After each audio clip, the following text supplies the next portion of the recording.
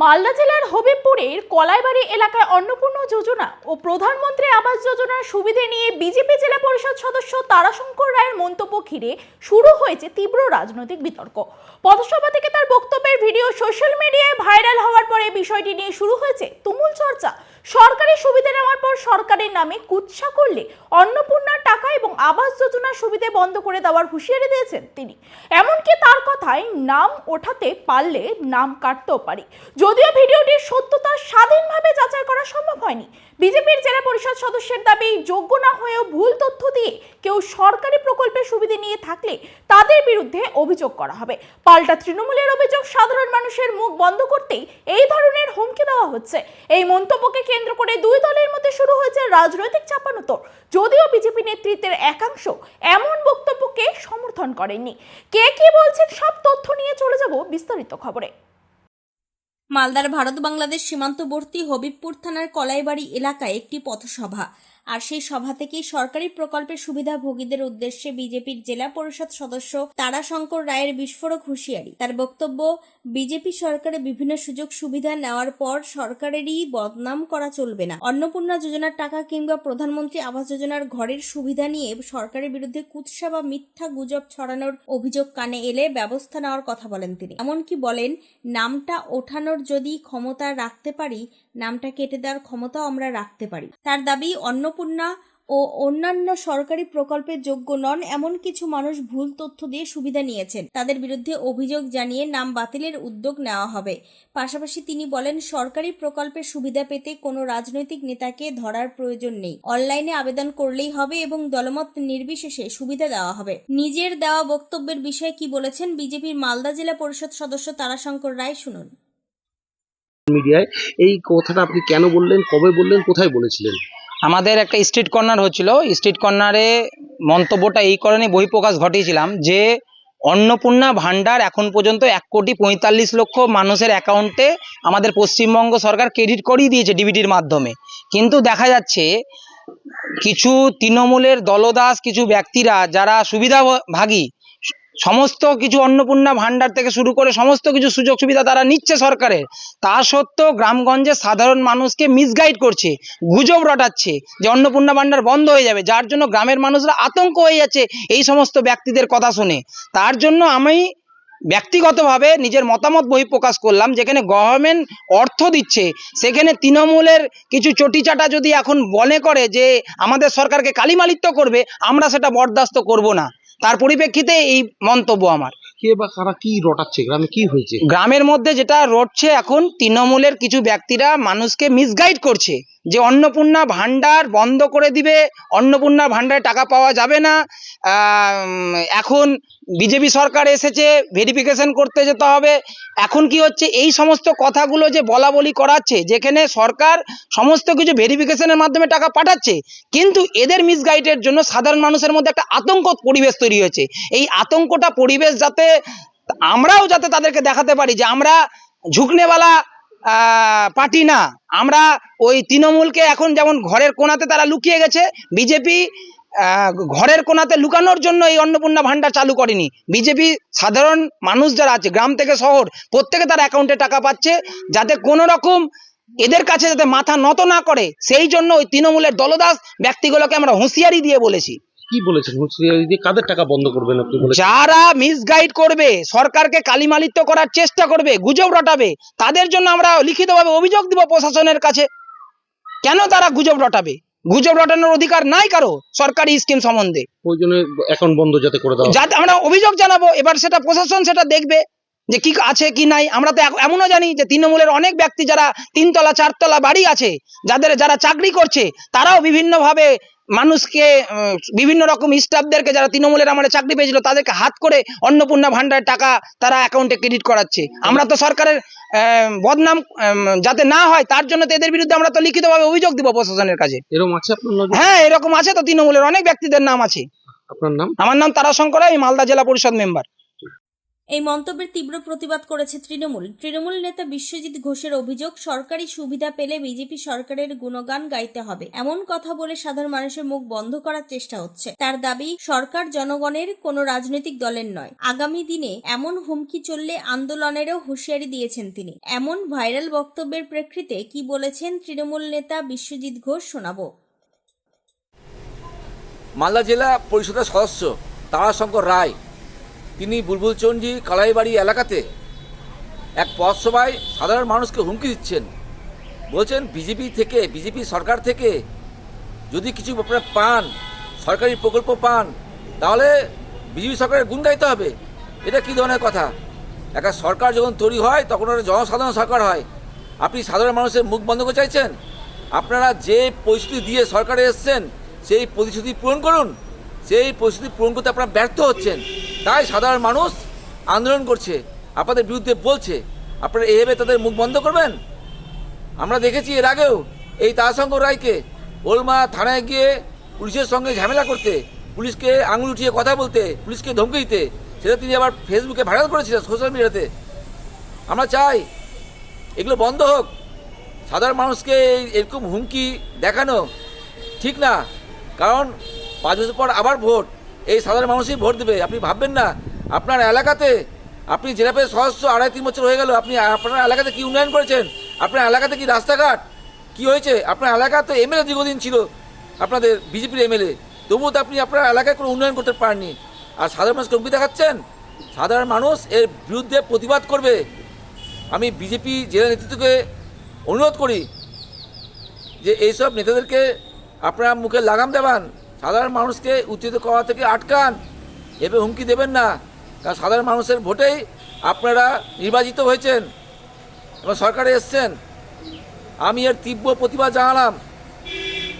আগামী দিনে যদি এরকম আরও হয় তাহলে তার আন্দোলনে নামবো এবং প্রতিবাদ জানাবো।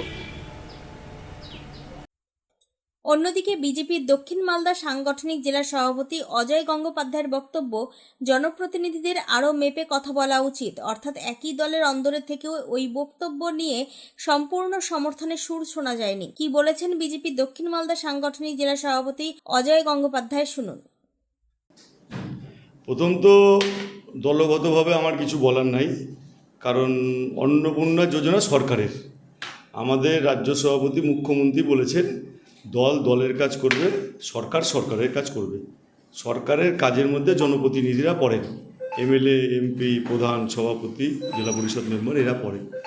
সেই জন্য সরকার যাদেরকে প্রকল্পের সুবিধা দিচ্ছে তাদের সুবিধা পাওয়া উচিত। এবং এই ব্যাপারে খুব পরিকল্পিত আমাদের স্ট্যান্ড আছে। যারা অর্থনৈতিকভাবে অন্নপূর্ণা যোজনার ভাগিদার তাদের সবাই পাওয়া উচিত।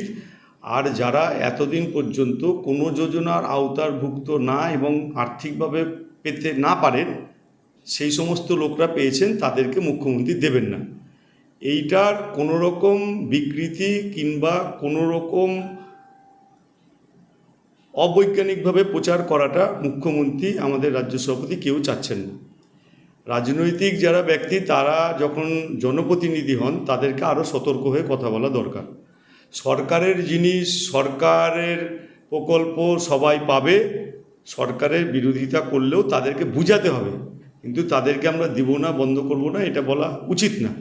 কারণ জনপ্রতিনিধি যারা হয় তারা তো শুধু বিজেপির না, জনপ্রতিনিধি হয়ে যাওয়ার পরে তারা কংগ্রেস, সিপিএম, তৃণমূল, সাধারণ মানুষ, গরিব মানুষ, বড়লোক সবার। সেই জন্য তাদের বক্তব্য আরও পরিমার্জিত, পরিশীলিত এবং বুদ্ধিদীপ্ত হওয়া উচিত। এইখানে সরাসরি যারা সরকারের সঙ্গে থাকবে না তাদেরকে দেওয়া যাবে না, এই জাতীয় মন্তব্য করা ঠিক নয়। ভবিষ্যতে এদের মন্তব্যের ব্যাপারে আরও সতর্কতা প্রয়োজন বলে আমার মনে হয়। বলছি, সরকারের থেকে সরকারের গুণ গাইতে হবে, এই ধরনের বক্তব্য শোনা গেল জেলা পরিষদ সদস্যর মধ্যে। না, এটা আসলে 15 বছর তৃণমূল কংগ্রেসকে দেখে আমরা অভ্যস্ত। তো তৃণমূল কংগ্রেসের সমস্ত নেতাদেরই এটা ব্যাপার ছিল, যদি তৃণমূল কংগ্রেসের সরকারের কিছু নিস তাহলে তৃণমূল ছাড়া আর কিছু করা যাবে না। এইটা আমাদের একটা মনের ভেতরে ঢুকে গেছে এবং সেইটা সব জায়গায় দেখতে দেখতে ওনারাও এখনও নিজেদেরকে পরিবর্তন করতে পারেননি। ওইটাকেই কপি পেস্ট করে বলার একটা চেষ্টা করেছেন, তো কপি পেস্ট না করাই ভালো। বিজেপি সরকার আর দল সম্পূর্ণ আলাদা। সরকারের প্রকল্প পাবে বিরোধিতা করবে, সমালোচনা করবে, আমাদের বিরোধিতা এবং সমালোচনার উত্তর দিতে হবে। এটাই জনপ্রতিনিধিদের কাজ। মানুষ তো সব মানুষ এক হবে না, সেই জন্য অনেকে সুবিধা বেশি পাবে, আবার পাওয়ার পরে আরও যেন সুবিধা পায় সেই জন্য বিরোধিতা করবে। আমাদের সেই জাতীয় বিরোধী লোকদেরকে আমাদেরকে পক্ষে আনতে হবে, বুঝাতে হবে সরকারের কাজ। আরও একটা শব্দ তার মুখ থেকে শোনা গেল যে পঞ্চায়েত লেভেলে আবেদন জমা করলেও যে যখন জেলা স্তরে সেই আবেদন এসে পৌঁছাবে, যেমন তাদের ক্ষমতা আছে অন্নপূর্ণা যোজনা বা আবাস যোজনার টাকা দেওয়ার, তেমনি জেলা স্তরে আসলে সেই আবেদন নাম কেটে দেওয়ারও হুমকি দেওয়া হচ্ছে। না, নাম কেটে দেওয়ার মানে ধরুন যে বিধবা ভাতা পশ্চিমবঙ্গের 4 লক্ষ ছেলেরা পেয়েছে, এটাও তো একটা আশ্চর্যজনক ব্যাপার। বিধবা তো আর ছেলেরা হয় না, বিধবা মেয়েরা হয়। তো এই জাতীয় যদি কোনো রকম কিছু অনিয়ম থাকে তাহলে সেটা আমরা তো বিচার বিবেচনা করবই, এবং সেই ব্যাপারে আমরা যতটা কাগজে কলমে বিচার বিবেচনা করব, উনি মাইকে বলে ফেলেছেন বেশি, কিন্তু সিস্টেম আমরা এটাই করব, যারা পাওয়ার যোগ্য 100% পাবে, যারা পাওয়ার যোগ্য না তারা 100% কোনো 1,00,000% পাবে না, সেটা আমাদের পার্টির স্ট্যান্ড আছে। সব মিলিয়ে অন্নপূর্ণা ও আবাস যোজনার মতো জনকল্যাণমূলক প্রকল্পকে ঘিরে এই মন্তব্য নতুন করে রাজনৈতিক বিতর্কের জন্ম দিয়েছে। বিরোধী দল তৃণমূল যেমন প্রকাশ্যে প্রতিবাদ জানিয়ে সাধারণ মানুষের মুখ বন্ধ করার অভিযোগ তুলেছে, তেমনি বিজেপির দক্ষিণ মালদা সাংগঠনিক জেলার সভাপতিও জনপ্রতিনিধিদের মেপে কথা বলার পরামর্শ দিয়েছেন। ফলে প্রশ্ন উঠছে, সরকারি পরিষেবা কি রাজনৈতিক আনুগত্যের ভিত্তিতে নির্ধারিত হবে, নাকি দলমত নির্বিশেষে যোগ্যতার ভিত্তিতেই মিলবে সুবিধে? এই প্রশ্নই এখন ঘুরছে বিভিন্ন মহলে। মালদা থেকে স্বপন চক্রবর্তীর রিপোর্ট, টাইমস 14 বাংলা। বিদ্যুৎ চালিত দ্বিচক্রযানের রায়গঞ্জের অলিভার শোরুমের উদ্বোধন হতে চলেছে খুব শীঘ্রই। নজরে রাখুন, পাইকারি ও খুচরো সবভাবেই মিলবে এই শোরুম থেকে। যোগাযোগ আনাম এন্টারপ্রাইজ, CNF, মোবাইল নম্বর 9733155674। অফার আকর্ষণীয় অফার। দেশের 80তম স্বাধীনতা দিবস ও আমাদের প্রতিষ্ঠান শাড়িশ্রী পাঞ্জাবি হাটে প্রথম বর্ষপূর্তি অফারে 5 থেকে 10% শাড়িতে ছাড়। এছাড়াও 20,000 টাকার বেশি কেনাকাটায় 15% অতিরিক্ত ছাড় মিলবে। এছাড়াও বছরভর 8 থেকে 12% ছাড়ে শাড়ি পাঞ্জাবি কেনার সুযোগ মেলে। তাই আর সময় নষ্ট না করে শিগগির আসুন রায়গঞ্জের মোহনবাটি বাজারের বিপরীতে থাকা ঝা চকচকে দোতলা প্রতিষ্ঠান শাড়িশ্রী পাঞ্জাবি হাটে। 14 আগস্ট শুক্রবার থেকে এই অফার শুরু, চলবে আগামী 24 আগস্ট সোমবার পর্যন্ত। এই সুযোগ থাকছে মাত্র 15 দিনের জন্য। স্বেচ্ছাসেবী সংস্থা খুলতে চান? তাহলে রেজিস্ট্রেশন প্রক্রিয়া শুরু করুন।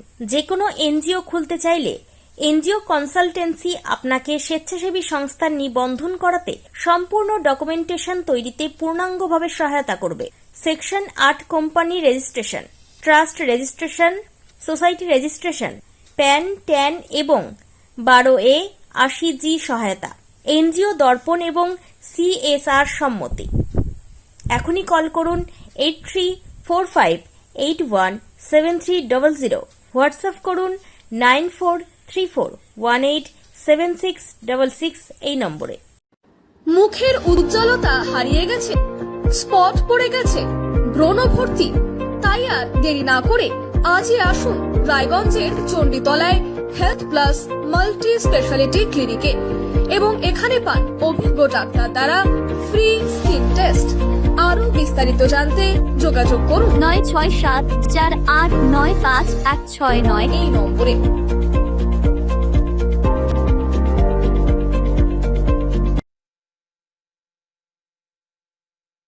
আজ তোমার বিয়ে সাজলো নতুন সাজে,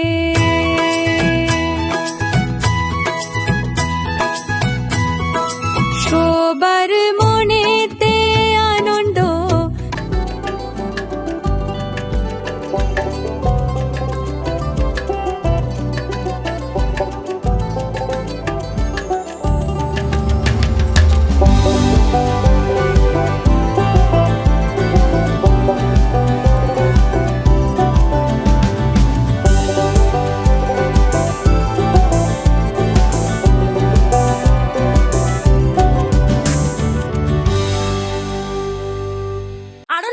ভিডিও পেতে এবং তথ্য জানতে আমাদের ফেসবুক পেজকে লাইক ও ফলো করে রাখুন। সেই সঙ্গে টাইমস 14